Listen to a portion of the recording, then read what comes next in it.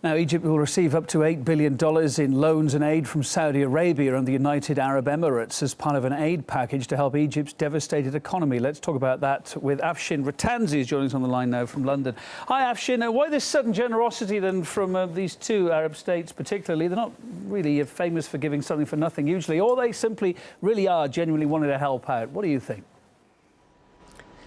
Well, if people were thinking it was an American-backed coup, obviously the United States were involved. Susan Rice and Kerry talked about. We now realize it's much more a Saudi-backed military coup. And as for this General al-Sisi person who was a former military attaché in Saudi Arabia, he's Saudi's man. And as for President Obama, he seems to be just dragging his heels over it. As Paula said, he doesn't want to use the word coup because he doesn't want to stop being able to subsidize the Egyptian military to the tune of so many hundreds of thousands of dollars. So Saudi Arabia, which has killed, I think, a man named Morsi al-Ibrahim al-Rabah in Awamiyah, because don't forget the Arab Spring is going on there and its ally in Bahrain at the same time. Saudi Arabia had a big conference on women in society, populated only by men.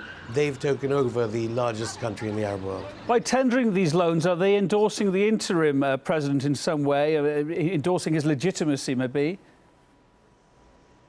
We certainly know that Mr. Mansour and Mr. Beblawi, the Prime Minister, is perhaps more interesting here. They are puppets, of course, of the army. If they speak one word out of line, if they criticize, say, Saudi Arabia or policies such as that, or the way Bahrain is killing its people, let alone the UAE, because there's a fight here going on with Qatar. This is how complicated it is. Both the Prime Minister, interim Prime Minister and interim President will go. As for Beblawi, why he's interesting is he's a neoliberal economist, so presumably if he stays on, because he was quite courageous just after the fall of Mubarak, if he stays on, he'll keep the neoliberal policies, privatize things, there'll be increased austerity. At the same time, the people won't stand for it, which means that there'll have to be more power to the army, given and supported by the United States and Saudi Arabia. So a new Pharaoh will be born. In the interim, where's all this cash going to go? Where's the cash? I presume that the cash, the people of Egypt realize that this $5 billion isn't going to go to support jobs programs, clean water and health care. I notice even the Tamarod, the curiously naive, according to some commentators, people that gather in Tahrir Square from the upper classes of Egypt, even they are now saying to al-Sisi, hang on a minute, we're against the 6-month or 5-month timetable that's been issued, which Jay Carney incidentally has said he's encouraged by, and so they're against it. And as for al-Sisi, he's already threatening the number 2 party that won in the elections. Number 2 came second in the elections, the Islamist Al-Noor party, saying no political games, you back us or you'll be in the kind of trouble the Muslim Brotherhood is. Actually, you touched on this just now. I mean, first the Syrian rebels, now the Egyptian opposition. Are we going to see more of the Gulf states exerting more influence here? You're not surprised by this, I guess?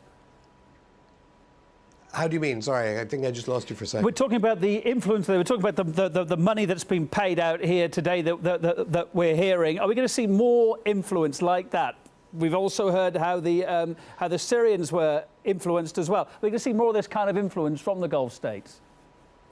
Definitely. It's also interesting the media impact of this, because the UAE and Saudi definitely did not like the Muslim Brotherhood, and so the Saudi station Al Arabiya, headquartered in Dubai in the UAE, backs the rebels, and you've got Al Jazeera backed in Qatar, which is backing the Morsi government and is against the military coup.